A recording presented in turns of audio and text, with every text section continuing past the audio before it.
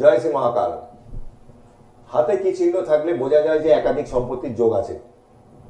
যেরকম বৃহস্পতির ক্ষেত্র মাউন্টটা একটু উঁচু হবে, এটা বৃহস্পতির ক্ষেত্রে দেখুন আঙুলের ওপর বৃহস্পতি লেখা, এই মাউন্টটা উঁচু হবে।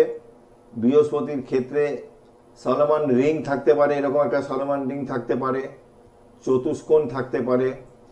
এটা মঙ্গলের ক্ষেত্র, এই মঙ্গলের ক্ষেত্রে কোনো কাটাকাটি থাকবে না, পরিষ্কার মঙ্গলের ক্ষেত্র। সেখানে চতুর্ভুজ থাকতে পারে, স্কোয়ার, একটা স্কোয়ার থাকতে পারে, বা এরকম মৎস্য চিহ্ন একটা থাকতে পারে। এইটা হচ্ছে হৃদয় রেখা, এটা আয়ু রেখা, এটা হচ্ছে লাক লাইন, ভাগ্যরেখা, আর এখান থেকে শিরোরেখা চলে এসছে।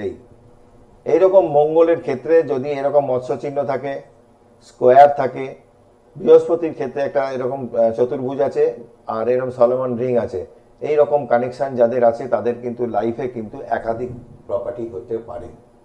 ভালো থাকবেন। আমি এই হস্তরেখা নিয়ে বিভিন্ন প্রোগ্রাম আমি আগেও করেছিলাম, এখনও করি। আপনারা গুগলে বা ইউটিউবে গেলে আপনারা যদি একটু সার্চ করেন জ্যোতিষাচার্য তাপস রাশি, আমার পেয়ে যাবেন প্রোগ্রামগুলো। ভালো থাকবেন। জয় মা তারা, জয় জয় তারা।